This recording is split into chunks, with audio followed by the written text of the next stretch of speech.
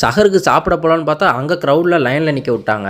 வெள்ளிக்கிழமை ஜும்மாவாச்சு தொழுவு போகலான்னு பார்த்தா அங்கேயும் இடம் இல்லாமல் வெளியில் நின்று தொழுவு விட்டாங்க. கேஎஃப்சியில் ஒரு பக்கெட் வாங்கினா இன்னொரு பக்கெட் ஃப்ரீன்னு ஆஃபர் போட்டிருந்தாங்க. கேஎஃப்சி போனால் கடை பூட்டி இருக்கு. சோதிக்காதீங்க.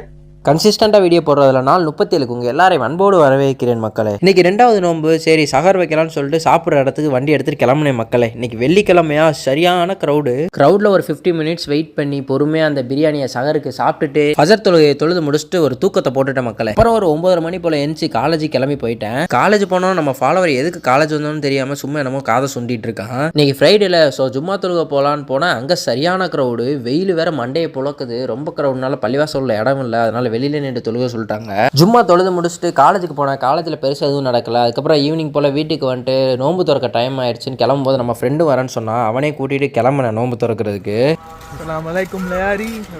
பள்ளிவாசல் போய் பார்த்தா நோம்பு கஞ்சி எல்லாம் காலி. வெறும் ஜூஸை மட்டும் துச்சு தான் நோம்பு திறந்தேன். மகரிப்பை தொழுது முடிச்சுட்டு ஜிம்மு கிளம்பிட்ட மக்களே. ஜிம்மில் டெட் லிஃப்ட் என்ன ஆனாலும் பரவாயில்ல ஒரு PR அடிக்கிறோம் அப்படின்னு சொல்லிட்டு தான் கிளம்புனேன். நோம்பு வேற பிடிச்சிருக்கோம். எனர்ஜி அவ்வளோ இருக்கா அப்படின்னு சொல்லிட்டு ஃப்ரெண்டு கிட்ட இருந்து ஒரு கிரியேட்டினை கடன் வாங்கிட்டு வந்திருந்தேன். கிரியேட்டினை தண்ணியில் மிக்ஸ் பண்ணி குடிச்சிட்டு டெட் லிஃப்ட் தூக்க ஸ்டார்ட் பண்ணிட்டேன். வெயிட் கம்மியில் இருந்தால் ஸ்டார்ட் பண்ணேன். இன்னைக்கு எல்லா வெயிட்டுமே நல்லா தான் போச்சு. சரி இன்னைக்கு ஒரு அட்டம்ப்ட்ல 200 ட்ரை பண்ணி பார்ப்போம். ட்ரை பண்ணேன். நல்லா கெத்தா ஹூடியெல்லாம் போட்டுட்டு ஏர்பாட்ஸில் பாட்டெல்லாம் போட்டுட்டு தூக்கிற முடியுன்ற ஒரு கான்ஃபிடென்ஸில் போனேன்.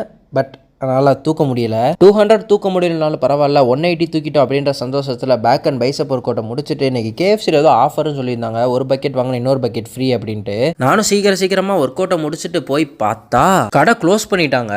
வீடியோ பார்க்குற நீங்கள் KFC ஆஃபரை யூஸ் பண்ணியிருந்தீங்கன்னா எப்படி இருந்துச்சுன்னு மறக்காம கமெண்ட்டில் சொல்லுங்கள். KFC சாப்பிடலன்ற டிப்ரிமிஷனில் என்னோட டேயை கம்ப்ளீட் பண்ணிக்கிட்டேன். அடுத்த ஒரு காணொலியில் உங்கள் எல்லாரையும் வந்து சந்திக்கிறேன். Until then bye bye from chill pizza. Stay consistent மக்களே.